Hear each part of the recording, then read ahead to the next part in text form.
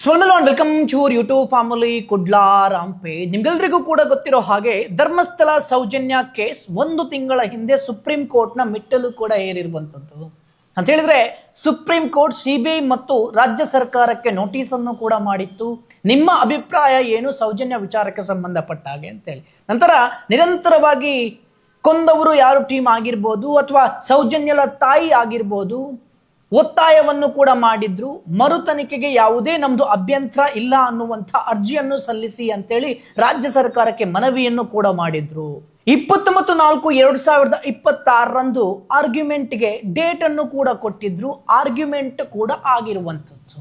ಬೆಳಿಗ್ಗೆ ಆರ್ಗ್ಯುಮೆಂಟ್ ಇದ್ದಂತ ಸಮಯದಲ್ಲಿ ಸಿಬಿಐ ಆಗಿರ್ಬೋದು ರಾಜ್ಯ ಸರ್ಕಾರ ಆಗಿರ್ಬೋದು ಯಾರೂ ಕೂಡ ಬರಲೇ ಇಲ್ಲ. ಆ ಟೈಮಲ್ಲಿ ಯಾವ ರೀತಿಯಾಗಿ ವಾದ ನಡೆದಿತ್ತು ಅಂತ ಹೇಳಿದ್ರೆ ನೋ ಕೌಂಟರ್ ಇನ್ ದಿಸ್, ಪ್ರತಿವಾದಿಗಳು ಯಾರೂ ಇಲ್ವಾ ಅಂತೇಳಿ ಜಡ್ಜ್ ಕೂಡ ಹೇಳ್ತಾರೆ. ಅಂತ ಹೇಳಿದ್ರೆ ಸಿಬಿಐ ಅಥವಾ ರಾಜ್ಯ ಸರ್ಕಾರ ಇಲ್ವಾ ಅನ್ನುವಂಥ ವಿಚಾರದಲ್ಲಿ. ಅದಕ್ಕೆ ಸೌಜನ್ಯ ಪರ ವಕೀಲರು ಕೂಡ ಹೇಳ್ತಾರೆ, counter has not been filed yet, but I would be beseeching Honorable Court can pass that order for reinvestigation as SIT to be constituted. ಪ್ರತಿವಾದಿಗಳು ಯಾರೂ ಇಲ್ಲ, ಸಿಬಿಐ ಅಥವಾ ರಾಜ್ಯ ಸರ್ಕಾರ ಇಲ್ಲ. ಸೊ ಆದ್ರೆ ನಾನು ಹೇಳ್ತೇನೆ ಏನು ಅಂತ ಹೇಳಿದ್ರೆ ಈ ಪ್ರಕರಣವನ್ನು ಮರು ತನಿಖೆ ಮಾಡಬೇಕು ಅಥವಾ ಇದಕ್ಕೆ SIT ರಚನೆ ಮಾಡಬೇಕು ಅಂತೇನು ಕೂಡ ಹೇಳ್ತಾರೆ. ಮುಂದುವರಿದು But that's a glaring note. Each and every single IO, be it state, CID, CBI, if we read their statements. Soujanya ಪರ ವಕೀಲರು ಹೇಳ್ತಾರೆ, ಮೈಲಾರ್ಡ್ ನೀವು ಅದು ಸ್ಟೇಟ್ಮೆಂಟ್ ಅನ್ನು ನೋಡಿದ್ರೆ ನಿಮಗೆ ಗೊತ್ತಾಗುತ್ತೆ ಯಾವ ರೀತಿಯಾಗಿ ಅಯ್ಯೋ ಅಂತ ಹೇಳಿದ್ರೆ ಇನ್ವೆಸ್ಟಿಗೇಷನ್ ಆಫೀಸರ್ಸ್ ಪೊಲೀಸ್ಗಳು ಕಣ್ಣಿಗೆ ಕಾಣುವಂತ ತಪ್ಪನ್ನು ಮಾಡಿದ್ದಾರೆ ಅಂತೇಳಿ ಅದನ್ನು ನೋಡಿದಾಗ ಗೊತ್ತಾಗುತ್ತೆ ಮೈಲಾರ್ಡ್ ಅಂತೇಳಿ. ಅದಕ್ಕೆ ಜಡ್ಜಿ ಹೇಳ್ತಾರೆ ಅಟ್ಲೀಸ್ಟ್ ಸರ್ಕಾರದ ಸ್ಟ್ಯಾಂಡ್ ಏನು, ಸರ್ಕಾರದ ನಿಲುವು ಏನು ಈ ಪ್ರಕರಣದ ಬಗ್ಗೆ ಅಂತೇಳಿ ಕೇಳ್ಬೇಕಲ್ವಾ ಅಂತೇಳಿ. ಅವರು ಬರ್ಲಿಲ್ಲ ಬಟ್ ಕೇಳ್ಬೇಕಲ್ವಾ ಅಂತ. ಅದಕ್ಕೆ ಸಂತೋಷ್ ರಾವ್ ಪರ ವಕೀಲರು ಹೇಳ್ತಾರೆ,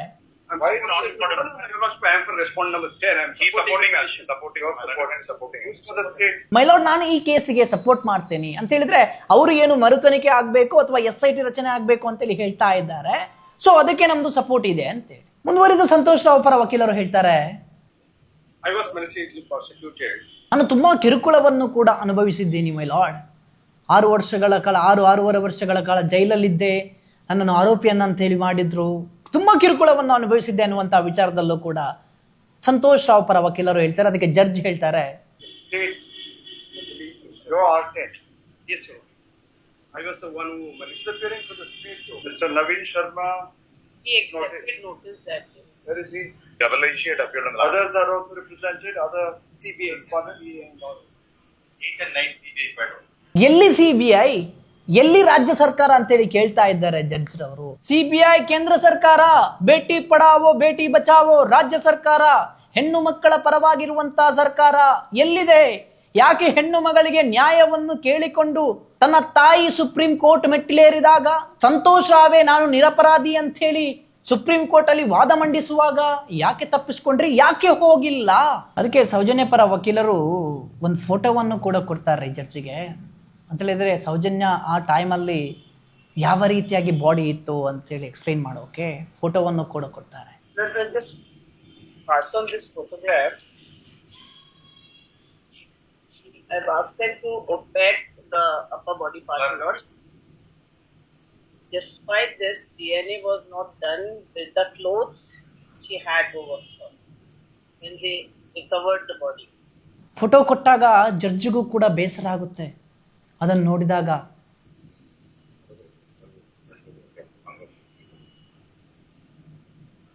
The other one is about the other thing, but ಯಾವ ರೀತಿಯಾಗಿ ಇದೆ ಅಂತ ಹೇಳಿದ್ರೆ ಎದೆಯಲ್ಲಿ ಕಚ್ಚಿದ ಗಾಯ ಇದೆ. ಒಂದು ವೇಳೆ ಅಲ್ಲೇ ಏನಾದರೂ ಆಗ್ತಾ ಇದ್ರೆ ಅವಳ ಕೈಯಲ್ಲಿ ಎಷ್ಟು ಮಣ್ಣು ಇರಬೇಕಿತ್ತು. ಅವಳ ಕೈ ಎಲ್ಲೋ AC ರೂಮಿಂದ ಎದ್ದು ಬಂದ ಥರ ಇದೆ. ಅಷ್ಟು ನೀಟಾಗಿದೆ, ಅಷ್ಟು ಕ್ಲೀನ್ ಆಗಿದೆ. ಒಂದೇ ಒಂದು ಚೂರು ಮಣ್ಣಿಲ್ಲ, ಬ್ಯಾಗ್ ಒದ್ದೆ ಹಾಕಿಲ್ಲ. ಕಟ್ಟಿದ್ದಾರೆ, ಗಿಡಕ್ಕೇನು ಕಟ್ಟಿದ್ದಾರೆ. ಈ ರೀತಿ ಬಂದರೆ ಕೈ ಹೊರಗಡೆ ಬರುತ್ತೆ. ಎಳೆದು ಬಂದರೆ ಒಂದು ಕೈಯನ್ನು ಕಟ್ಟಲೇ ಇಲ್ಲ. ಅದರಿಂದ ಏನಾದರೂ ಅವಳು ಸೇವ್ ಆಗುವಂಥ ಪ್ರಯತ್ನವನ್ನು ಕೂಡ ಪಡ್ತಾ ಇದ್ಲು. ಡಾಕ್ಟರ್ ಶುಭಾಕರ್ ಅವರೇ ಹೇಳ್ತಾ ಇದ್ರು, ಸೌಜನ್ಯ ದೇಹ ಮಾತಾಡ್ತಾ ಇತ್ತು. ಅವಳ ತೊಡೆಯಲ್ಲಿದ್ದಂತಹ DNA, ಅವಳ ಬಟ್ಟೆಯಲ್ಲಿದ್ದಂತಹ DNA, ಅವಳ ಬ್ಯಾಗಲ್ಲಿದ್ದಂತಹ DNA, ಅವಳ ಟ್ಯಾಗಲ್ಲಿದ್ದಂತಹ DNA ಎಲ್ಲಾನು ಕೂಡ ಮಾತಾಡ್ತಾ ಇತ್ತು. ನೋಡಿ ನನ್ನ ತೊಡೆಯಲ್ಲಿ, ಬಟ್ಟೆಯಲ್ಲಿ, ಟ್ಯಾಗಲ್ಲಿ, ಬ್ಯಾಗಲ್ಲಿ DNA ಇದೆ, ಕಲೆಕ್ಟ್ ಮಾಡಿ ಡಾಕ್ಟ್ರೇ ಅಂತೇಳಿ ಕಲೆಕ್ಟ್ ಮಾಡಿಲ್ಲ ಡಾಕ್ಟ್ರು ಅನ್ನುವಂಥ ವಿಚಾರದಲ್ಲಿ ಡಾಕ್ಟರ್ ಶುಭಾಕರ್ ಫಾರೆನ್ಸಿಕ್ ಎಕ್ಸ್ಪರ್ಟ್ ಕೂಡ ಮಾತಾಡ್ತಾ ಇದ್ರು. ಅನಂತರದಲ್ಲಿ ಸೌಜನ್ಯ ಪರ ವಕೀಲರು ಮತ್ತೆ ವಾದ ಮಾಡ್ತಾರೆ ಏನು ಅಂತ ಹೇಳಿದ್ರೆ, One but practical. 7 murders that have taken place. So all 5 victims gone. The doctor was investigated. He is dead. 7 ಜನ ಸಾಕ್ಷಿಗಳು ಕೂಡ ಸತ್ತಿದ್ದಾರೆ. ಈ ಪ್ರಕರಣ ತನಿಖೆಯ ಹಂತದಲ್ಲಿರುವಂತಹ ಸಂದರ್ಭದಲ್ಲಿ ಅಂತ ಹೇಳಿ, ಸೊ ಅದಕ್ಕೆ ಸ್ಟೇಟ್ ಬರಲಿಲ್ಲ, ಪಾಸ್ ಓವರ್ ಮಾಡ್ತೀನಿ ಮಧ್ಯಾಹ್ನದ ನಂತರ ಅಂತಲೂ ಕೂಡ ಹೇಳ್ತಾರೆ. State pass it over. Let's see whether. So ಇದು ಬೆಳಿಗ್ಗೆ ನಡೆದಂಥ ವಾದ. ನಂತರ ಮಧ್ಯಾಹ್ನದ ನಂತರ ರಾಜ್ಯ ಸರ್ಕಾರದ ಪರ ವಕೀಲರು ಬಂದರು. ಹಾಗಾದ್ರೆ ಮಧ್ಯಾಹ್ನದ ನಂತರ ಏನಾಯ್ತು? ಮಧ್ಯಾಹ್ನದ ನಂತರ ಜಡ್ಜ್ ಕೇಳ್ತಾರೆ, ನೀವು ಪ್ರತಿವಾದವನ್ನು ಏನು ಸಲ್ಲಿಸಿಲ್ವಾ ಅಂತ ಹೇಳಿ. And you have not filed a counter also. ಅದಕ್ಕೆ ಸರ್ಕಾರದ ಪರವಾಗಿರುವಂತಹ ವಕೀಲರು ಹೇಳ್ತಾರೆ ಏನು ಅಂತ ಹೇಳಿದ್ರೆ, My instructions were that, my lord, so far as the acquittal committee is concerned, Sorry? my instructions, your lordship, I have your instructions, my lord, to sister lordship. Last occasion you took time to file a counter counsel. Acquittal ಕಮಿಟಿಯನ್ನು ನಾವು ರಚನೆ ಮಾಡಿದ್ದೀವಿ ಅನ್ನುವಂತ ವಿಚಾರದಲ್ಲೂ ಕೂಡ ಹೇಳ್ತಾರೆ. ಯಾವ ಮುಖದಲ್ಲಿ ಹೇಳ್ತಾರೆ ಈ ಗೌರ್ಮೆಂಟ್ ಅನ್ನುವಂತ ವಿಚಾರದಲ್ಲೂ ಗೊತ್ತಿಲ್ಲ. ಅಕ್ವಿಟಲ್ ಕಮಿಟಿ ರಚನೆ ಮಾಡಿದ್ದಾರಂತೆ. ಕೋರ್ಟ್ ಅಕ್ವಿಟಲ್ ಕಮಿಟಿ ರಚನೆ ಮಾಡಿ ಅಂತೇಳಿ ಬರೆದು 2-3 ವರ್ಷ ಆಯ್ತು. ನಿರಂತರವಾಗಿ ಹೋರಾಟ ಮಾಡಿ ಅಕ್ವಿಟಲ್ ಕಮಿಟಿ ರಚನೆ ಮಾಡಿ ಅಂತೇಳಿ ಕೂಡ ಕೇಳಿದ್ರು ಅಕ್ವಿಟಲ್ ಕಮಿಟಿ ರಚನೆ ಮಾಡೋಕ್ಕಾಗಿಲ್ಲ. ತಮ್ಮಷ್ಟಕ್ಕೆ 4 ಜನರ ಒಳಗಡೆನೆ ಅಕ್ವಿಟಲ್ ಕಮಿಟಿಯನ್ನು ರಚನೆ ಮಾಡಿ ಸಿಬಿಐ ತನಿಖೆ ಮಾಡಿರುವಂತಹ ಕಾರಣಕ್ಕಾಗಿ ಸಿಬಿಐ ಒಪಿನಿಯನ್ ಹೇಳಬೇಕಾಗುತ್ತೆ. ಸಿಬಿಐ ನಮ್ಗೆ ಹೇಳಿದ್ರೆ ನಾವು ಅಕ್ವಿಟಲ್ ಕಮಿಟಿಯನ್ನು ರಚನೆ ಮಾಡಬಹುದು ಅಂತೇಳಿ ಹೇಳಿದಂತಹ ರಾಜ್ಯ ಸರ್ಕಾರ ಈಗ ಸುಪ್ರೀಂ ಕೋರ್ಟ್ ಅಲ್ಲಿ ಹೋಗಿ ಹೇಳುತ್ತೆ ನಾವು ಅಕ್ವಿಟಲ್ ಕಮಿಟಿಯನ್ನು ರಚನೆ ಮಾಡಿದ್ದೀವಿ ಅನ್ನುವಂತಹ ವಿಚಾರದಲ್ಲಿ ನಾಚಿಕೆ ಆಗೋದಿಲ್ಲ. ಯಾವ ಮುಖದಲ್ಲಿ ಹೇಳ್ತೀರಿ? ಯಾರ ಕಣ್ಣಿಗೆ ಮಣ್ಣನ್ನು ಎರಚ್ತಾ ಇದ್ದೀರಿ ಹಾಗಾದ್ರೆ ಸರ್ಕಾರ? ನಾಚಿಕೆ ಆಗುದಿಲ್ವಾ ನಿಮ್ಗೆ? ಒಂದು ಹೆಣ್ಣು ಮಗಳ ಪರವಾಗಿರುವಂತಹ ಸರ್ಕಾರ, ಹೆಣ್ಣು ಮಕ್ಕಳಿಗೋಸ್ಕರ ಇರುವಂತಹ ಸರ್ಕಾರ ಅಂತೇಳಿ ಹೇಳ್ತಿರಲ್ವಾ? ಇಲ್ಲೋಗಿ ಸುಳ್ಳು ಹೇಳ್ತಿರಲ್ವಾ? ಯಾಕೆ ಅಕ್ವಿಟಲ್ ಕಮಿಟಿ ರಚನೆ ಮಾಡಿದ್ರಿ, ಬಟ್ ಏನು ಪ್ರಯೋಜನ? ತಪ್ಪಿತಸ್ಥ ತನಿಖಾಧಿಕಾರಿಗಳ ಮೇಲೆ ಶಿಕ್ಷೆಯನ್ನು ಮಾಡಬೇಕು ಅಥವಾ ತಪ್ಪಿತಸ್ಥ ತನಿಖಾಧಿಕಾರಿಗಳ ತನಿಖೆ ಮಾಡಬೇಕು ಅಂತ ಹೇಳಿ ಕೋರ್ಟ್ ಹೇಳಿದ ನಂತರವೂ ಕೋರ್ಟ್ನ ಒಂದು ಆದೇಶಕ್ಕೆ ಗೌರವ ಕೊಡೋಕಾಗಿಲ್ಲ ಅಂತ ಹೇಳಿದ್ರೆ ಈಗ ಹೋಗಿ ಸುಪ್ರೀಂ ಕೋರ್ಟ್ ಅಲ್ಲಿ ಹೇಳ್ತೀರಾ ಅಕ್ವಿಟಲ್ ಕಮಿಟಿಯನ್ನು ರಚನೆ ಮಾಡಿದೀವಿ ಅಂತೇಳಿ. ಏನ್ ಮಾಡಿದ್ದೀರಾ? ಅದರಲ್ಲಿ ಯೋಗೀಶನಿಗೆ ಪ್ರಮೋಷನ್ ಮಾಡಿದ್ದ, ಡಾಕ್ಟರ್ ಆದ ಮೇಘೋ ಸತ್ರು ಡಾಕ್ಟರ್ ರಶ್ಮಿ ಇನ್ನೂ ಕೂಡ ಬೆಳ್ತಂಗಡಿಯಲ್ಲಿ ಇದ್ದಾರಲ್ವಾ? ಏನ್ ತನಿಖೆ ಮಾಡಿದ್ರಿ ನೀವು? ಈಗ ಸುಪ್ರೀಂ ಕೋರ್ಟ್ ಅಲ್ಲಿ ಹೋಗಿ ಅಕ್ವಿಟಲ್ ಕಮಿಟಿ ರಚನೆ ಮಾಡಿದ್ದೀವಿ ಅನ್ನುವಂತ ವಿಚಾರದಲ್ಲಿ ಹೇಳ್ತೀರಿ ಅಲ್ವಾ? ಯಾವ ಕಾಟಾಚಾರಕ್ಕೆ ಮಾಡಿದ್ದು? ಏನ್ ಮಾಡಿದ್ರಿ ಅಂತೇಳಿ ಹೇಳಿ ಅಲ್ವಾ ಅಕ್ವಿಟಲ್ ಕಮಿಟಿ ರಚನೆ ಮಾಡಿ. ಅದಕ್ಕೆ ಜಡ್ಜ್ ಕೇಳ್ತಾರೆ, There's a slight, lord, And you are taking a case of this nature this lightly. ಇಷ್ಟು ದಿನ ಬೇಕಾಯ್ತಾ ನಿಮ್ಗೆ ಅದನ್ನು ಹೇಳೋಕೆ ಅಥವಾ ಅದನ್ನು ಸಲ್ಲಿಸೋಕೆ ಅಂತ? ನೋಡಿ ನಿಮ್ಮ ಮುಖಕ್ಕೆ ಜಡ್ಜೆ ಹೇಳ್ತಾ ಇದ್ದಾರೆ, ಇಷ್ಟು ಸರಳವಾಗಿ ತೆಗೆದುಕೊಂಡಿದ್ದೀರಾ ಕೇಸನ್ನು ಅನ್ನುವಂತ ವಿಚಾರದಲ್ಲಿ ನಾಚಿಕೆ ಆಗೋದಿಲ್ವಾ ಕರ್ನಾಟಕ ಸರ್ಕಾರಕ್ಕೆ? ಸರ್ವೋಚ್ಚ ನ್ಯಾಯಾಲಯದಲ್ಲಿ ಕೂತಂತಹ ನ್ಯಾಯಾಧೀಶರು ಹೇಳ್ತಾ ಇರುವಂತದ್ದು ಬರ್ಬರತೆ ಏನು ಅಂತೇಳಿ ಜಡ್ಜ್ಗೂ ಕೂಡ ಅರ್ಥ ಆಗಿದಾದ್ರೆ ಸರ್ಕಾರಕ್ಕೆ ಅರ್ಥ ಆಗಿಲ್ಲ ಅಂತ ಹೇಳಿದ್ರೆ ನಾಚಿಕೆ ಆಗ್ಬೇಕು. ಪರಮೇಶ್ವರ್ ಹತ್ರ ಹೋಗಿ ಮೈಕ್ ಹಿಡಿದ್ರೆ ಇದು ಮುಗಿದು ಹೋದ ಅಧ್ಯಾಯ ಅಂತೇಳಿ ಹೇಳ್ತಾ ಇದ್ದಾರೆ. ಈಗ ಓಪನ್ ಆಗಿದೆ ಅಧ್ಯಾಯ. ಪರಮೇಶ್ವರ್ ಅವರು ಓಪನ್ ಮಾಡಿ ತನಿಖೆ ಮಾಡಿ RTIಯಲ್ಲಿ ಉತ್ತರ ಕೇಳಿದಾಗ ಗೌಪ್ಯ ಮಾಹಿತಿ ಉತ್ತರವನ್ನು ಕೊಡೋಕಾಗುದಿಲ್ಲ ಅಂತೇಳಿ ಹೇಳ್ತಿರಲ್ವಾ? ಏನಿದೆ ಗೌಪ್ಯ ಮಾಹಿತಿ? ಚಾರ್ಜ್ ಶೀಟ್ ಆಗಿದೆ, ಜಡ್ಜ್ಮೆಂಟ್ ಬಂದಿದೆ, ಅದರ ಮೇಲೂ ಕೂಡ ಗೌಪ್ಯ ಮಾಹಿತಿ ಏನದು? ಬೇಸರ ಆಗುತ್ತೆ ರೀ. ಒಂದು ಹೆಣ್ಣು ಮಗಳಿಗೆ ಬರ್ಬರವಾಗಿ ಅತ್ಯಾಚಾರ ಆಗಿ ಇಷ್ಟೆಲ್ಲ ಆದ್ರೂನುವೆ ಇನ್ನೂ ಕೂಡ ಆಟ ಆಡ್ತಾ ಇದೆ ಅಲ್ವಾ? ಅರ್ಥ ಆಗೋದಿಲ್ವಾ ನಿಮ್ಗೆ? no, my lord, we have carried out an investigation also, my lord. So far as Further investigation. no, the acquittal committee, my lord, had carried out the, my lord, the inquiry with respect to the lapses on the part. Against the officers, By the investigating officers. trial court, my lords, while That recommendation has been made for carrying out disciplinary. ಮತ್ತೆ ಅದೇ ಗುಣಗಾನ ಸರ್ಕಾರದ. Acquittal committee ಮಾಡಿದ್ದೀವಿ ಅಂತ ಹೇಳಿ ಈ ಮಕ್ಕಳು ಎಲ್ಲ ತಿಂಡಿ ಕೊಡದೆ ಇದ್ದಾಗ ಚೊರೆ ಮಾಡ್ತಾರಲ್ವಾ, ಆ ರೀತಿ ಅಕ್ವಿಟಲ್ ಕಮಿಟಿ ಮಾಡಿದ್ದೀವಿ. ಅಕ್ವಿಟಲ್ ಕಮಿಟಿ ಕೈ ತೊಳೆಯೋಕೆ ಏನಿಲ್ಲ, ನಮ್ದೇನು ತಪ್ಪಿಲ್ಲ ಅಂತೇಳಿ ತಪ್ಪು ಮಾಡಿದ್ದೆ ನೀವು. ಅಕ್ವಿಟಲ್ ಕಮಿಟಿ ಮಾಡಿ ಒಂದು ವೇಳೆ ತಪ್ಪಿತಸ್ಥ ತನಿಖಾಧಿಕಾರಿಗಳ ಮೇಲೆ ಇಷ್ಟು ಹೊತ್ತಿಗೆ ಶಿಕ್ಷೆ ಕೊಡ್ತಾ ಇದ್ರೆ ಯಾರಾದ್ರೂ ಮಾತಾಡ್ತಾ ಇದ್ರೆ ಸುಪ್ರೀಂ ಕೋರ್ಟ್ ಈ ತರ ಬೇಜವಾಬ್ದಾರಿತನದಿಂದ ಇದ್ದೀರಿ ಅನ್ನುವಂತ ವಿಚಾರದಲ್ಲಿ ಅಥವಾ ಈ ಕೇಸನ್ನು ತುಂಬಾ ಸರಳವಾಗಿ ತಗೊಂಡಿದ್ದೀರಿ ಅನ್ನುವಂತ ವಿಚಾರದಲ್ಲಿ ಸುಪ್ರೀಂ ಕೋರ್ಟ್ ಹೇಳ್ತಾ ಇತ್ತಾ? ಜನರಿಗೆ ಪಾರದರ್ಶಕವಾಗಿ ಒಂದು ನೀವು ಪ್ರೆಸ್ ನೋಟ್ ಅನ್ನು ಬಿಡಿ, ಇದು ನಾವು ಅಕ್ವಿಟಲ್ ಕಮಿಟಿಯನ್ನು ರಚನೆ ಮಾಡಿದ್ದು ಸೌಜನ್ಯ ಪ್ರಕರಣದಲ್ಲಿ ಕೋರ್ಟ್ ಹೇಳಿದೆ ಹೆರ್ರಿಂಗ್ ಅಫಿಷಿಯಲ್ ತಪ್ಪಿತಸ್ಥ ತನಿಖಾಧಿಕಾರಿಗಳ ಮೇಲೆ ಕ್ರಮವನ್ನು ಜರುಗಿಸಬೇಕು ಅಂತೇಳಿ, ಅದಕ್ಕೆ ನಾವು ಪ್ರಮೋಷನ್ ಕೊಟ್ಟು ಅವರಿಗೆ ಕ್ರಮವನ್ನು ಜರುಗಿಸಿದ್ದೀವಿ ಅಂತೇಳಿ ಹೇಳಿ ಯಾವ ರೀತಿ ಕ್ರಮವನ್ನು ಕೈಗೊಂಡಿದ್ದೀರೋ ನೀವು? ನಿಮ್ಮ ಮಗಳಾದ್ರೆ, ಇನ್ಫ್ಲೂಯೆನ್ಸ್ಡ್ ಪರ್ಸನ್ ಅಧಿಕಾರಿಗಳ ಮಗಳಾದ್ರೆ, ದೊಡ್ಡವರ ಮಗಳಾದ್ರೆ ಬಿಡ್ತಾ ಇದ್ದೀರಾ ನೀವು? ಹೋಗ್ತೀರಾ, ಎಲ್ಲಾನು ಕೂಡ ಹೋಗ್ತೀರಾ. ತಮಿಳ್ನಾಡಲ್ಲಿ ಹೇಗೆ ಪೊಲೀಸರು ಜೈಲಿಗೆ ಹೋದ್ರೋ ಕುಲಕರ್ಣಿ ಕೇಸಲ್ಲಿ ಹೇಗೆ ಪೊಲೀಸರು ಜೈಲಿಗೆ ಹೋದ್ರೋ ಅದೇ ರೀತಿ ಈ ಕೇಸಲ್ಲೂ ಕೂಡ ಜೈಲಿಗೆ ಹೋಗ್ತಾರೆ ಪೊಲೀಸರು, ನೋಡ್ತಾ ಇರಿ. Final judgment trial court said since there's a defaulted investigation, it directed acquittal committee, delegated the matter to acquittal committee for taking action against the erring police officials. High Court has taken note of that in page 17. Our information is even there nothing has taken. Nothing has been. Nothing. Soujanya ಪರ ವಕೀಲರು ಕೂಡ ಹೇಳ್ತಾರೆ ಏನು ಅಂತ ಹೇಳಿದ್ರೆ, faulty investigation ಮಾಡಿದ್ರು ಅಂತ ಹೇಳಿದ್ರೆ, ಅಷ್ಟು ಕಳಪೆ ಮಟ್ಟದ ಇನ್ವೆಸ್ಟಿಗೇಷನ್ ಮಾಡಿದ್ರು ಕರ್ನಾಟಕ ಸರ್ಕಾರದ ಪೊಲೀಸ್ ಇಲಾಖೆ. ಸೊ ಅದಕ್ಕೋಸ್ಕರ ಅಕ್ವಿಟಲ್ ಕಮಿಟಿ ಮಾಡಬೇಕು ಅಂತ ಹೇಳಿ ಕೋರ್ಟ್ ಬರ್ದಿತ್ತು. ನಮ್ಮ ಗಮನಕ್ಕೆ ಯಾವುದು ಬರಲಿಲ್ಲ ಅವರು ಮಾಡಿದ್ದಾರೆ ಅನ್ನುವಂತ ವಿಚಾರ. ಏನ್ ಮಾಡಿದ್ದಾರೆ 4 ಜನ ಸೇರಿ ಮಾಡಿ, ಇದು ಸಿಬಿಐ ಮಾಡಿರುವಂತಹ ಕಾರಣಕ್ಕಾಗಿ ನಮಗೆ ಅದನ್ನು ತನಿಖೆ ಮಾಡೋಕ್ಕಾಗುದಿಲ್ಲ, ಸಿಬಿಐ ಹೇಳಿದ್ರೆ ಮಾಡುತ್ತೇವಿ, ಸಿಬಿಐ ಹೇಳಿದ್ರೆ ಮಾಡ್ತೀವಿ ಅಂತೇಳಿ ಯಾಕೆ ಹೇಳ್ಬಾರ್ದಿತ್ತು? ಅದನ್ನೇ ಯಾಕೆ ಮಾಡಿದ್ದೀವಿ ಅಂತೇಳಿ ಹೇಳ್ತಾ ಇದ್ದೀರಾ ಸರ್ಕಾರ? ಅದಕ್ಕೆ ಜಡ್ಜ್ ಹೇಳ್ತಾರೆ. Someone is appearing for the CBI? Mr. Mukesh Kumar Marodia. No one's appearing. ಎಲ್ಲಿ ಸಿಬಿಐನ ವಕೀಲರು ಅಥವಾ ಸಿಬಿಐನ ಪರವಾಗಿ ಯಾರಿದ್ದೀರಾ ಅಂತ ಹೇಳಿ ಕೂಡ ಜಡ್ಜ್ ಕೇಳ್ತಾರೆ. ಸಿಬಿಐನ ಪರವಾಗಿ ಯಾರು ಬರಲಿಲ್ಲ. ಯಾಕೆ, ಹೇಗೆ ಬರ್ತಾರ್ರಿ? ಸಿಬಿಐ ಹೇಳಿದೆ 2017ರಲ್ಲಿ ರಶ್ಮಿ ಅವರನ್ನು ತನಿಖೆ ಮಾಡಬೇಕು, ಡಾಕ್ಟರ್ ಆದಮ್ಮನ್ನು ತನಿಖೆ ಮಾಡಬೇಕು, ಇವರು ತಪ್ಪನ್ನು ಎಸಗಿದ್ದಾರೆ ಅಂತೇಳಿ ಮುಂದುವರೆದು ಜಡ್ಜಿ ಹೇಳ್ತಾರೆ.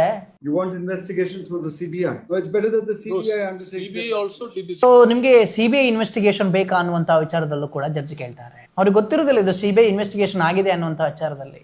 ಆಗ ಸರ್ಕಾರದ ಪರ ವಕೀಲರು ಹೇಳ್ತಾರೆ, CBI filed the charge sheet. My lord. CBI Filed the charge. filed the charge sheet. CBI charge sheet ಅನ್ನು ಫೈಲ್ ಮಾಡಿದ್ದೆ ಸಿಬಿಐ ಅನ್ನುವಂತಹ ವಿಚಾರದಲ್ಲೂ ಕೂಡ ಹೇಳ್ತಾರೆ. ಅಂದ್ರೆ ಇವರು ಎಸ್ಕೇಪ್ ಆಗ್ಬೇಕಷ್ಟೇ. ಅದಕ್ಕೆ ಸೌಜನ್ಯ ಪರ ವಕೀಲರು ಹೇಳ್ತಾರೆ, CBI inspector IO says I did not even visit the place of incident. CBI IO ಹೇಳ್ತಾರೆ, ಇನ್ವೆಸ್ಟಿಗೇಷನ್ ಆಫೀಸರ್ ನಾವು ಆ ಪ್ಲೇಸ್ಗೆನೇ ಹೋಗಿಲ್ಲ ಅನ್ನುವಂತಹ ವಿಚಾರದಲ್ಲಿ. ಅದಕ್ಕೆ ಜಡ್ಜ್ ಹೇಳ್ತಾರೆ, When the investigation was entrusted to the CBI, what possible can be done on visiting the site? ಒಂದಷ್ಟು ಟೈಮ್ನ ನಂತರ ಸಿಬಿಐಗೆ ಈ ತನಿಖೆಯನ್ನು ವಹಿಸಿರುವಂಥದ್ದು. ಪ್ಲೇಸಿಗೆ ಹೋಗಿ ಅವ್ರಿಗೆ ಏನು ಮಾಡೋದು, ಏನು ಸಿಗುತ್ತೆ ಅಂತೇಳಿ. ಅದಕ್ಕೆ ಸೌಜನ್ಯ ಪರ ವಕೀಲರು ಹೇಳ್ತಾರೆ, Fortunately, my lord, her belongings are still preserved because the matter was referred to the acquittal committee. It was kept in Malkhana till the trial was over, my lords. Now it ಆ ಬಟ್ಟೆ ಬರೆ ಮತ್ತೊಂದು ಮಗದೊಂದು ಏನೆಲ್ಲ ಇರುತ್ತೆ ಅದನ್ನೆಲ್ಲವೂ ಕೂಡ preserve ಮಾಡಿ ಅವರು ಇಡಬೇಕು, ಯಾವ ರೀತಿಯಾಗಿ ಇಡಬೇಕು ಅಂತೇಳಿ ಅವರಿಗೆ ಗೊತ್ತಿರುತ್ತೆ ಅನ್ನುವಂಥ ವಿಚಾರದಲ್ಲಿ. ಅಕ್ವಿಟಲ್ ಕಮಿಟಿ ಮಾಡಬೇಕು ಅಂತ ಹೇಳಿದೆ ಸರ್ಕಾರ ಅಂದಮೇಲೆ ಅವರು ಅದನ್ನೆಲ್ಲ ಇಡಬೇಕು ಸೇಫ್ ಆಗಿ ಅಂತೇಳಿ. ಅಂದರೆ DNA ಆಗಿರ್ಬೋದು ಅಥವಾ ಬಟ್ಟೆ ಆಗಿರ್ಬೋದು, ಏನೆಲ್ಲ ವಸ್ತುಗಳು ಸಿಕ್ಕಿದೆ ಅದನ್ನು ಪ್ರಿಸರ್ವ್ ಆಗಿ ಇಡಬೇಕು ಅನ್ನುವಂಥ ವಿಚಾರದಲ್ಲಿ ಇವ್ರಿಗೆ ಗೊತ್ತೇ ಇಲ್ಲ ಅಲ್ಲ ಯಾವ ರೀತಿ ಇಡಬೇಕು ಅಂತೇಳಿ. ಏನಿಟ್ಟಿದ್ದಾರೆ ಅಂತೇಳಿ ಬೇಕಾಯ್. ಫಂಗಲ್ಸ್ ಬಂದ ನಂತರ ಇದನ್ನು ವೆಜಿನಲ್ ಸ್ವಾಬ್ ಅನ್ನು ಕಲಿಸಿರ್ತಾರೆ. ಮತ್ತೆ ಇಡೋದು ಇವರು. is 20, Now at this stage, 14 years. So judge ಹೇಳ್ತಾರೆ, 14 ವರ್ಷ ಆಗಿದೆ ಈ ಕೇಸಿಗೆ ಅನ್ನುವಂಥ ವಿಚಾರದಲ್ಲಿ. ಅದಕ್ಕೆ ಸೌಜನ್ಯ ಪರ ವಕೀಲರು ಹೇಳ್ತಾರೆ, Her clothes are there, DNA test can be done. There are three protests. persons, some Yes, and lords, there are protests in the local area. They are naming 4 people. They are saying their real culprits are other persons. ಅವಳ ಬಟ್ಟೆ ಇದೆ, 4 ಜನ ಆರೋಪಿಗಳು ಯಾರು ಅನ್ನುವಂಥ ವಿಚಾರದಲ್ಲಿ ಹೋರಾಟ ಮಾಡ್ತಾ ಇದ್ದಂಥ ಸಂದರ್ಭದಲ್ಲಿ ಹೋರಾಟಗಾರರು ಕೂಡ ಹೇಳ್ತಾ ಇದ್ರು, DNA ಕೂಡ ಇದೆ. ಸೊ ಹೀಗಿರ್ಬೇಕಾದ್ರೆ ಇದರಿಂದಾಗಿ ಎಲ್ಲಾನು ಕೂಡ ಮಾಡ್ಬೋದು ಅಂತೇಳಿ ಒಂದಷ್ಟು ಸಾಕ್ಷಿಗಳನ್ನು ಕೂಡ ಕೋರ್ಟಿಗೆ ಕೊಟ್ಟಿದ್ದಾರೆ. ಇದರಿಂದಾಗಿ ತನಿಖೆ ಮಾಡ್ಬೋದು, ಮರು ತನಿಖೆ ಮಾಡ್ಬೋದು ಅಂತೇಳಿ. ಸೊ ಒಂದಷ್ಟು ಸ್ವಲ್ಪ ಜಡ್ಜ್ ಕನ್ವಿನ್ಸ್ ಕೂಡ ಆಗ್ತಾರೆ. ನಂತರ ಜಡ್ಜ್ ಹೇಳ್ತಾರೆ, see what your stand is, put it in writing. Witnesses. Yes, your lord. ಸರ್ಕಾರಕ್ಕೆ ಕೇಳ್ತಾರೆ ನಿಮ್ಮ ಸ್ಟ್ಯಾಂಡ್ ಏನು ರೈಟಿಂಗ್ ಅಲ್ಲಿ ಕೊಡಬೇಕು ಅಂತೇಳಿ. ಯಾವ ರೀತಿಯಾಗಿ ರೈಟಿಂಗ್ ಅಲ್ಲಿ ಕೊಡ್ತಾರೆ ಅಂತೇಳಿ ನೋಡೋಣ. ಮರು ತನಿಖೆ ಆಗಿ ಅಂತೇಳಿ ಕೊಡೋಕೆ ಏನಿದೆ, ಪರಮೇಶ್ವರ್ ಅವರೇ ಮುಗಿದ ಅಧ್ಯಾಯ ಅಂತೇಳಿ ಹೇಳ್ತಾ ಇದ್ದೀರಲ್ವಾ, ಅಧ್ಯಾಯ ಓಪನ್ ಆಗಿದೆ, ರೈಟಿಂಗ್ ಅಲ್ಲಿ ಕೊಡಿ, ಮರು ತನಿಖೆ ಆಗ್ಲಿ ಅನ್ನುವಂತ ವಿಚಾರದಲ್ಲಿ ಕೊಡಿ, 2 ವಾರದ ಒಳಗಡೆ ನಿಮ್ಮ ಪ್ರತಿವಾದವನ್ನು ಸಲ್ಲಿಸಬೇಕು ಅಂತ ಜಡ್ಜ್ ಹೇಳ್ತಾರೆ. ಮತ್ತೆ ಏನ್ ಗೊತ್ತಾ, Mister, what is your name? Naveen Sharma. Well, you've not filed a counter despite taking time for it. So if that is a reflection on the stand of the state, then that's a very sorry state. In fact, ನೋಡಿ ಎಷ್ಟು ಕೋಪಗೊಂಡಿದ್ದಾರೆ judge ಅಂತೇಳಿ ನೋಡಿ.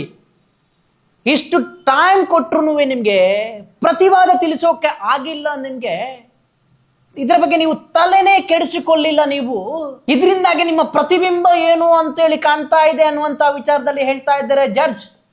ಅಲ್ಲ ಎಷ್ಟು ಇವುಗಳಿಗೆ ನಾಚಿಕೆ ಮಾನ ಮರ್ಯಾದೆ ಇದ್ರಲ್ವ ಮಾರಿ ಸರ್ಕಾರಕ್ಕೆ. ಈ ತರ ಉಗಿ ಅದು ಜಡ್ಜ್ ಆ ರೀತಿ ಮಾತಾಡ್ತಾ ಇದ್ದಾರೆ ಅಂತ ಹೇಳಿದ್ರೆ ಅದ್ರ ಅರ್ಥ ಏನು? ಮುಂದುವರೆದು ಜಡ್ಜ್ ಹೇಳ್ತಾರೆ, Already told you, having taken time to file a counter, you don't even bother to do that. You don't even bother to turn up in the morning session when the case is called.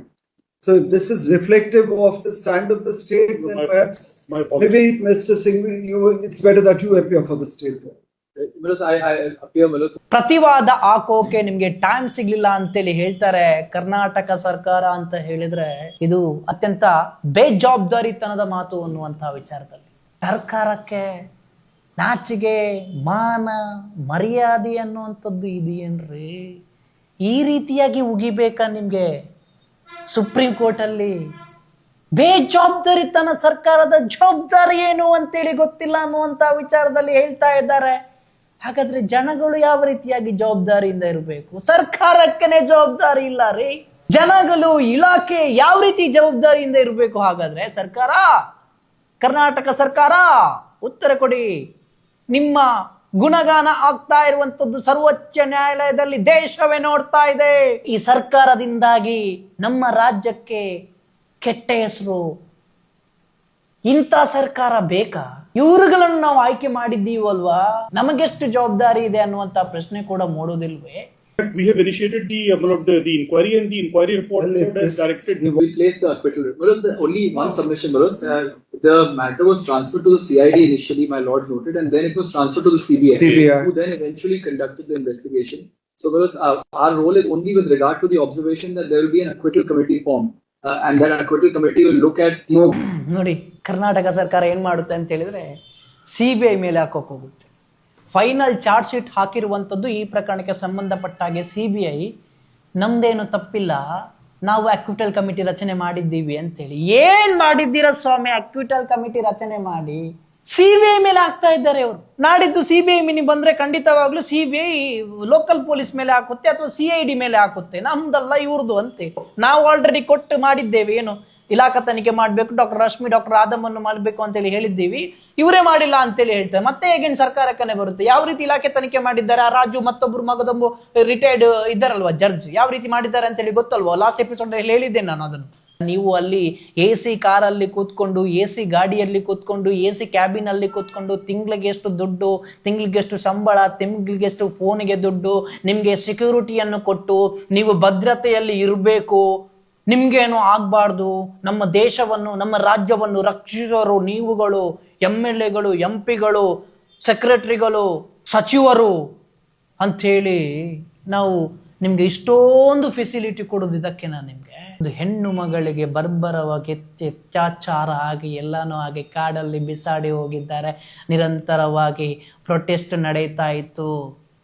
ಒಂದೇ ಒಂದು ನ್ಯಾಯ ಕೊಡೋಕ್ಕಾಗಿಲ್ಲ ಅಂತ ಹೇಳಿದ್ರೆ ನಿಮ್ಮ police ಇಲಾಖೆ ಏನು ಮಾಡ್ತಾ ಇದೆ? ಏನಕ್ಕೆ ಇರುವಂಥದ್ದು? ಹಾಗಾದರೆ ನಾವು ಸಂಬಳ ಕೊಡುವಂಥದ್ದು ಯಾಕೆ ಲಕ್ಷ ಲಕ್ಷ ಲಕ್ಷ ಲಕ್ಷ ಲಕ್ಷ ನಿಮಗೆ? ಉತ್ತರಿಸಿ. ನಾಚಿಗೆ ಎಲ್ಲ ಮಾರ. CBI ಮೇಲೆ ಹಾಕ್ತಾ ಇದ್ದಾರೆ. ಇವ್ರು ಏನು ಮಾಡಿದ್ದಾರೆ ಬೇಕಲ್ವಾ ಇವರು CBI ಮೇಲೆ ಹಾಕೋಕೆ?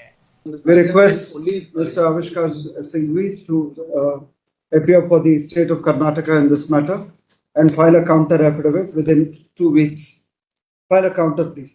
Give us a counter on the whole thing, not just. Yes, not we'll just. place it on the entire gamut. ಇದನ್ನ ಕೇಳಿ ಜಡ್ಜ್ ಹೇಳ್ತಾರೆ ಮತ್ತೆ ಎಲ್ಲನೂ ಕೂಡ ಹೋಲ್ ಥಿಂಗ್ಸ್ ಎಲ್ಲದಕ್ಕೂ ಕೂಡ ಕೌಂಟರ್ ಕೊಡಿ ಅಂತ, ಎಲ್ಲದಕ್ಕೂ ಕೂಡ ಕೌಂಟರ್ ಕೊಡಿ, ರೈಟಿಂಗ್ ಅಲ್ಲಿ ಕೊಡಿ ಅಂತ ವಿಚಾರದಲ್ಲಿ ಜಡ್ಜ್ ಹೇಳ್ತಾರೆ. ಮತ್ತೆ ಜಡ್ಜ್ ಹೇಳ್ತಾರೆ, What exactly your stand is, whether you are inclined to constitute a SIT to at least look into the whole matter all over again. You seem to have some amount of evidence. They have already said that there are 3 people whose possible role needs to be examined. You have possibility of looking into DNA evidence, that's also there. So please tell us what exactly your stand is. ಏನು ನಿಮ್ಮ stand ಏನು, ನಿಮ್ಮ ನಿಲುವು ಏನು? ಒಂದು SIT ರಚನೆಯಾಗಿ ಇದನ್ನು ತನಿಖೆ ಮಾಡಬೇಕಾ, ಅಥವಾ ಅವರು 3 ಜನ ಆರೋಪಿಗಳು ಯಾರು ಅಂತೇಳಿ ಈಗಲೂ ಹೇಳಿದ್ದಾರೆ, ಸಂಶಯ ಇದೆ ಅವರ ಮೇಲೆ ಅನ್ನುವಂತಹ ವಿಚಾರದಲ್ಲಿ. ಸೊ DNA ಇದೆ, ಬಟ್ಟೆ ಇದೆ. ಸೊ ಹೀಗಿರ್ಬೇಕಾದ್ರೆ ಇನ್ವೆಸ್ಟಿಗೇಷನ್ ಮಾಡಬೇಕಾ? ಯಾವ ರೀತಿಯಾಗಿ ನಿಮ್ಮ ನಿಲುವು ಏನು ಅನ್ನುವಂಥ ವಿಚಾರದಲ್ಲೂ ಕೂಡ ಸರ್ಕಾರದ ಪರ ಕೇಳ್ತಾ ಇದ್ದಾರೆ. ಇನ್ನಾದರೂ 2 ವಾರದ ಒಳಗಡೆ ನಮ್ದು ನಿಲುವು ಇದು. ಸೌಜನ್ಯ ಅನ್ನುವಂಥ ಹೆಣ್ಣು ಮಗಳಿಗೆ ನ್ಯಾಯ ಸಿಗಬೇಕು ಅಂತ ಹೇಳಿದ್ರೆ ಇನ್ವೆಸ್ಟಿಗೇಷನ್ ಮಾಡಬೇಕು, ಮರು ತನಿಖೆ ಮಾಡಬೇಕು. 3 ಜನ ಅಥವಾ 4 ಜನ ಆರೋಪಿಗಳು ಅಂತೇಳಿ ಯಾರ ಮೇಲೆ ಸಂಶಯವನ್ನು ವ್ಯಕ್ತಪಡಿಸ್ತಾ ಇದ್ದಾರೆ ಅವರ ತನಿಖೆ ಸರಿಯಾಗಿ ಆಗಬೇಕು ಅನ್ನುವಂಥ ವಿಚಾರದಲ್ಲಿ ಬರೆದುಕೊಡಿ. ಆಗ ನಿಮ್ಮನ್ನು ಮಹಿಳೆಯರ ಪರವಾಗಿ ಇರುವಂಥ ಸರ್ಕಾರ ಅಂತೇಳಿ ಒಪ್ಕೊಳ್ತೀವಿ. ಈ ರೀತಿಯಾಗಿ ಮಕ್ಕಳಾಟಿಗೆ ಮಾಡೋದಲ್ಲ, ಸುಪ್ರೀಂ ಕೋರ್ಟಿಗೆ ಹೋಗಿ ಅಕ್ವಿಟಲ್ ಕಮಿಟಿ ರಚನೆ ಮಾಡಿದ್ದೀವಿ ಅಂತೇಳಿ ಒಂದೇ ಭಜನೆ ಇವ್ರದ್ದು. Some more time to do this because we'll have to get the details from CBI and etc. So some more time will come. ನೋಡಿ, ಇದು ಗೌರ್ಮೆಂಟ್ ವಕೀಲರು ಹೇಳುವಂಥದ್ದು. CBI ಇಂದ ಡೀಟೇಲ್ಸ್ ಅನ್ನು ಪಡೆದು ನಾವು ಹೇಳ್ತೀವಿ ಅನ್ನುವಂಥ ವಿಚಾರದಲ್ಲಿ. ಅಯ್ಯೋ ಶಿವನೇ ಸ್ವಾಮಿ, CBI ಹೇಳಿದೆ ಸ್ವಾಮಿ. ಡಾಕ್ಟರ್ ಆದಮ್, ಡಾಕ್ಟರ್ ರಶ್ಮಿ ಇವರುಗಳು ವೆಜಿನಲ್ ಸ್ವಾಬ್ ಅನ್ನು ಕರೆಕ್ಟಾಗಿ ಕಲೆಕ್ಟ್ ಮಾಡಿಲ್ಲ, ವಿಸರವನ್ನು ಕರೆಕ್ಟಾಗಿ ಕಲೆಕ್ಟ್ ಮಾಡಿಲ್ಲ, ಅವಳ ಕೈಯಲ್ಲಿ ವೃತ್ತಾಕಾರದ ಗಾಯ ಇತ್ತು, ಅದನ್ನು ಸರಿಯಾಗಿ ಗಮನಿಸಿಲ್ಲ, ಅನ್ಡೈಜೆಸ್ಟೆಡ್ ಫುಡ್ ಇದೆ ಅಂತೇಳಿ ಹೇಳಿದ್ದಾರೆ, ಅದು ಸರಿಯಾಗಿಲ್ಲ ಅನ್ನುವಂಥ ವಿಚಾರದಲ್ಲಿ ಒಂದಷ್ಟು ಲೂಪ್ ಹೋಲ್ಸ್ ಅನ್ನು ಇಟ್ಟು ಇವರು ತಪ್ಪು ಮಾಡಿದ್ದಾರೆ, ಇವರನ್ನು ಇಲಾಖಾ ತನಿಖೆಗೆ ಒಳಪಡಿಸಬೇಕು ಅಂತೇಳಿ CBI 2017ರಲ್ಲಿ ಹೇಳಿದೆ. ಇನ್ನು CBI ಇಂದ ಡೀಟೇಲ್ಸ್ ಕೇಳುವಂಥದ್ದು ಏನಿದೆ ನಿಮಗೆ? ಅದಕ್ಕೆ ಜಡ್ಜ್ ಹೇಳ್ತಾರೆ, Give you time, but give us a clear stand. Yes, absolutely. Okay, ನಿಮಗೆ ನಾವು ಟೈಮ್ ಕೊಡ್ತೀವಿ, ಆದರೆ ನಿಮ್ಮ ಸ್ಟ್ಯಾಂಡ್ ಏನು, ನಿಮ್ಮ ನಿಲುವು ಏನು ಅಂತ ಹೇಳಿ ಕ್ಲಿಯರ್ ಆಗಿ ನಮ್ಗೆ ಹೇಳ್ಬೇಕು. ಮುಂದುವರಿದು ಸೌಜನ್ಯ ಪರ ವಕೀಲರು ಕೂಡ ಹೇಳ್ತಾರೆ.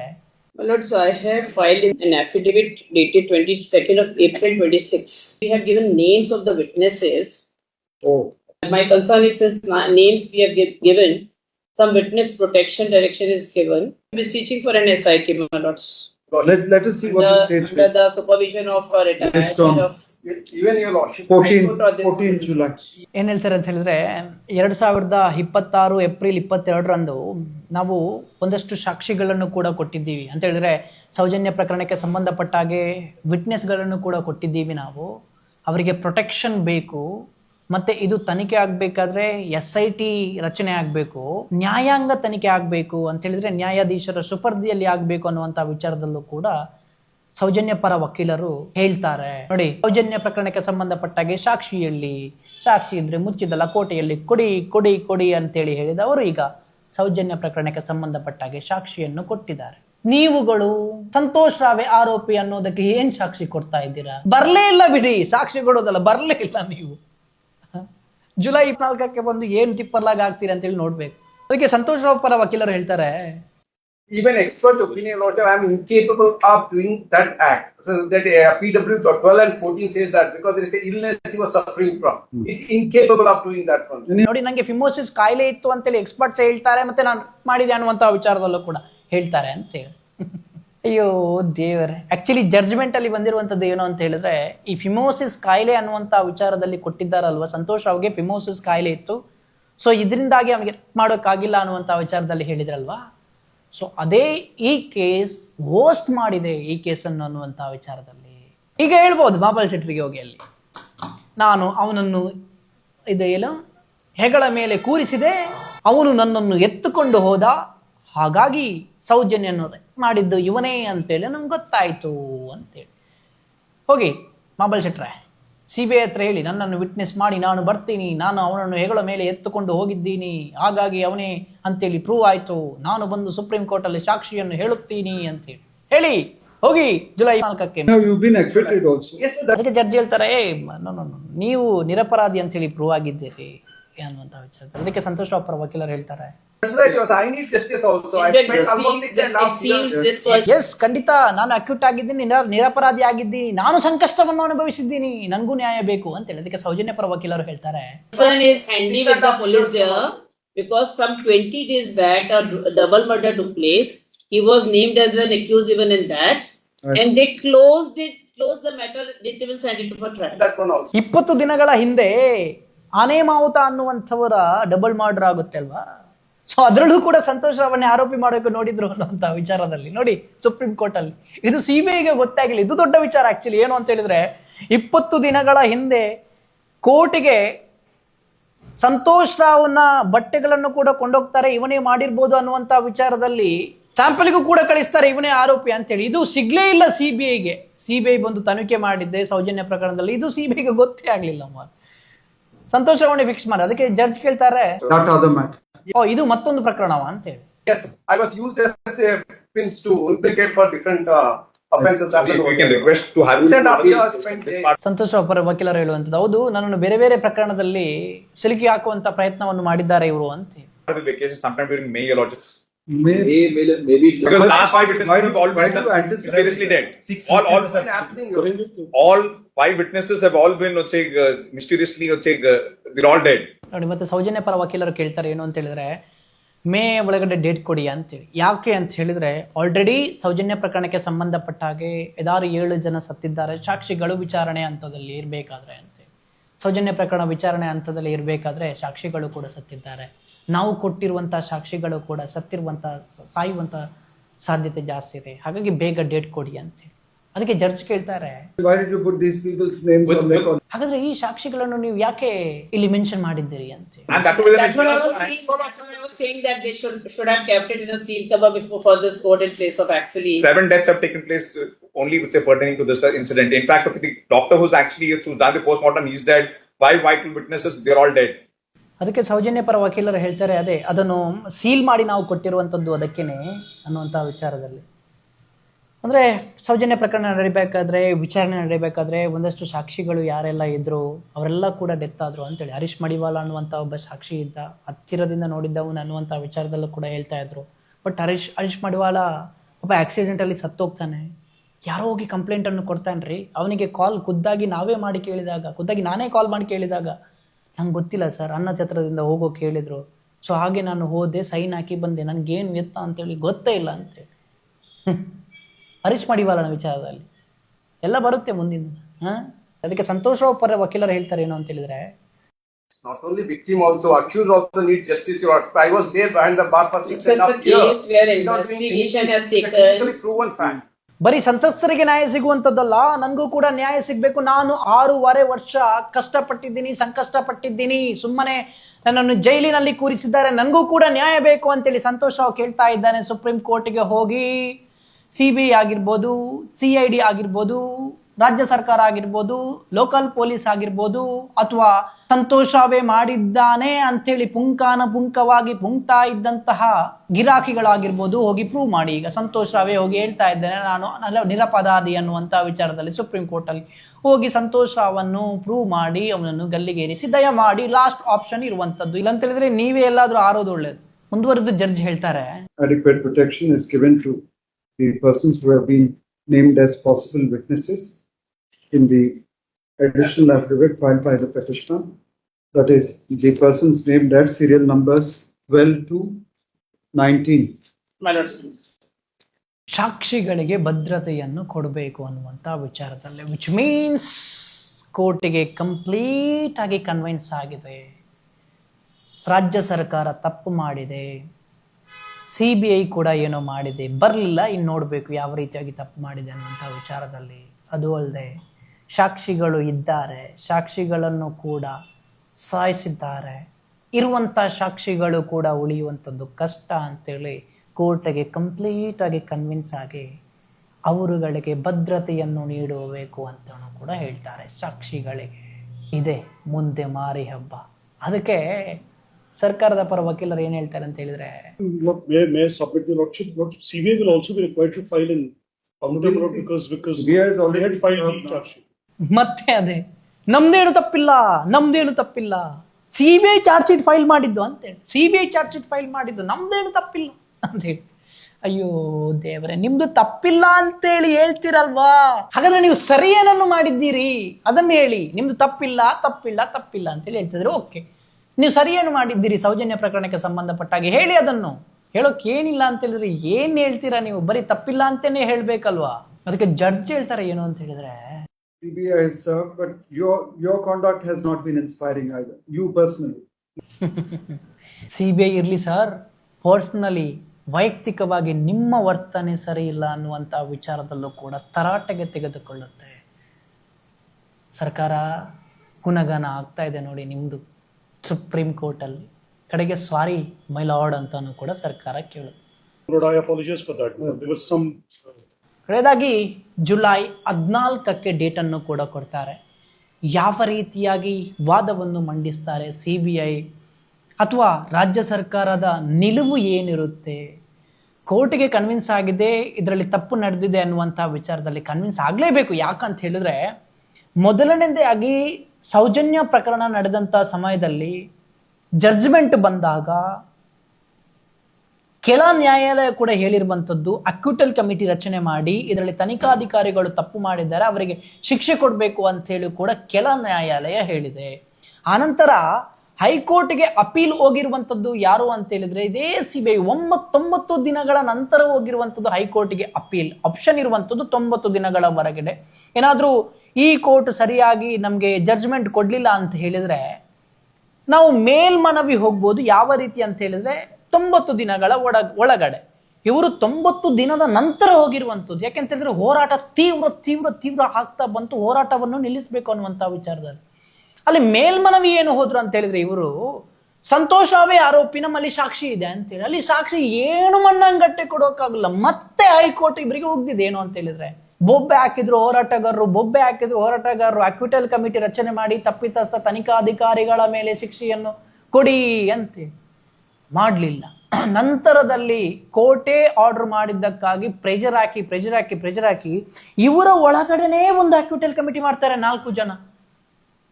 ಪಾಪ ಸೌಜನ್ಯದ ತಾಯಿ ಕುಸುಮಾವತಿ ವಿಕ್ಟಿಮ್ ಫ್ಯಾಮಿಲಿಯವರಿಗೆ ಅದರ ನೋಟಿಸ್ ಅನ್ನು ಕಳಿಸೋದಿಲ್ಲ, CBIಗೆ ಅದರ ನೋಟಿಸ್ ಅನ್ನು ಕಳಿಸೋದಿಲ್ಲ, ಇವರನ್ನು ಒಳಗಡೆನೇ ಇಟ್ಕೊಂಡು ಕೂರ್ತಾರೆ. MR ಬಾಲಕೃಷ್ಣರವರು ಒಂದು ಅಪ್ಲಿಕೇಶನ್ ಹಾಕಿ ಅಕ್ವಿಟಲ್ ಕಮಿಟಿ ಹಿಡಿದು RTIಯಲ್ಲಿ ಕೇಳ್ತಾರೆ. ಹಾಗೆ ಇವರು ರಚನೆ ಮಾಡಿದ್ದು ಕೊಟ್ಟಿರ್ತಾರೆ. ಏನು ಅಂತ ಹೇಳಿದ್ರೆ ಇದು CBI ತನಿಖೆ ಮಾಡಿರುವಂತಹ ಕಾರಣಕ್ಕಾಗಿ CBI ನಮಗೆ ಹೇಳಬೇಕು ಅಕ್ವಿಟಲ್ ಕಮಿಟಿ ರಚನೆ ಮಾಡೋಕೆ, ಹೆರಿಂಗ್ ಆಫೀಸರ್ ತಪ್ಪಿತಸ್ಥ ಅಧಿಕಾರಿಗಳ ಮೇಲೆ ಕ್ರಮ ಜರುಗಿಸೋಕೆ CBI ಹೇಳಿದ್ರೆ ನಮಗೆ ಮಾಡೋಕ್ಕಾಗುತ್ತೆ ಅಂತೇಳಿ ಇವ್ರು ರಿಪೋರ್ಟ್ ಕೊಡುವಂಥದ್ದು. ಹೀಗೆ ಹೇಳ್ತಾರೆ ಅಕ್ವಿಟಲ್ ಕಮಿಟಿ ಮಾಡಿದ್ದೀವಿ ಅಂತ ಹೇಳಿ 9 ನಿಮಿಷದ ಆರ್ಗ್ಯುಮೆಂಟ್ ಅಲ್ಲಿ ಅಕ್ವಿಟಲ್ ಕಮಿಟಿ ಮಾಡಿದ್ದೀವಿ ಅಂತೇಳಿ ಹೇಳ್ತಾ ಇದ್ದಾರೆ. ನಾವು ಚಾರ್ಜ್ ಶೀಟ್ ಹಾಕಿಲ್ಲ, CBI ಚಾರ್ಜ್ ಶೀಟ್ ಹಾಕಿದೆ, ಅಕ್ವಿಟಲ್ ಕಮಿಟಿ ಮಾಡಿದ್ದೀವಿ. ಮಾಡಿದ್ದೇನೆ, ಇದನ್ನು ಮಾಡಿದ್ದೆ ಇವರುಗಳು, ಎವಿಡೆನ್ಸ್ ಸಮೇತ ಇಡ್ತಾ ಇದ್ದೆ ನನಗೆ ನೋಡಿ. ಇನ್ನಾದ್ರೂ ಮಾಡಿ ಜುಲೈ 14ಕ್ಕೆ ರಾಜ್ಯ ಸರ್ಕಾರ ಒಂದು ವೇಳೆ ಸೌಜನ್ಯನಿಗೆ ನ್ಯಾಯ ಕೊಡಿಸಲೇಬೇಕು ಅಂತೇಳಿ ಇದ್ರೆ ದಯಮಾಡಿ ಮರುತನಿಖೆಗೆ ನಮ್ದು ಯಾವುದೇ ಆಕ್ಷೇಪಣೆ ಇಲ್ಲ, ಮರುತನಿಖೆ ಮಾಡಬಹುದು. ಇವರು ನ್ಯಾಯಾಂಗ ತನಿಖೆ ಕೇಳ್ತಾರೋ, ನ್ಯಾಯಾಧೀಶರ ಸುಪರ್ದಿಯಲ್ಲಿ ಕೇಳ್ತಾರೋ, SIT ಕೇಳ್ತಾರೋ, ಎಲ್ಲನೂ ಕೂಡ ಆಗ್ಲಿ, ನಮ್ದೇನು ಅಭ್ಯಂತರ ಇಲ್ಲ ಅಂತೇಳಿ ಹೋಗಿ ಅಪ್ಲಿಕೇಶನ್ ಅನ್ನು ದಯಮಾಡಿ ಹಾಕಿ ಸರ್ಕಾರ, ಕೇಂದ್ರ ಸರ್ಕಾರ, ಬೇಟಿ ಪಾವೋ ಬೇಟಿ ಬಚಾವೋ ಹಾಕಿ, ದಯಮಾಡಿ ನೀವು ಕೂಡ ಅದನ್ನೇ ಹಾಕಿ, ಯಾವುದು ಇನ್ವೆಸ್ಟಿಗೇಷನ್ ಆಗಲಿ ಅಂತ ಹೇಳಿ. ಯಾಕೆ ಪೊಲೀಸ್ ಆಫೀಸರ್, CID ಆಫೀಸರ್ಸ್ ಏನಾದರೂ CBI ಆಫೀಸರ್ಸ್ ಏನಾದರೂ ಮತ್ತೆ ಜೈಲು ಶಿಕ್ಷೆ ಅನುಭವಿಸ್ತಾರೆ ಅನ್ನುವಂಥ ಹೆದರಿಕೆ ಇದೆಯಾ? ತಮಿಳುನಾಡಲ್ಲಿ ಹೇಗೆ ಶಿಕ್ಷೆ ಆಯಿತು, ಕುಲಕರ್ಣಿ ಕೇಸಲ್ಲಿ ಹೇಗೆ ಶಿಕ್ಷೆ ಆಯಿತು, ಅದೇ ರೀತಿ ನಮ್ಮ ಕುತ್ತಿಗೆಗೂ ಬರುತ್ತೆ ಅಂತೇಳಿ ಏನಾದರೂ ಹೆದರಿಕೆನಾ?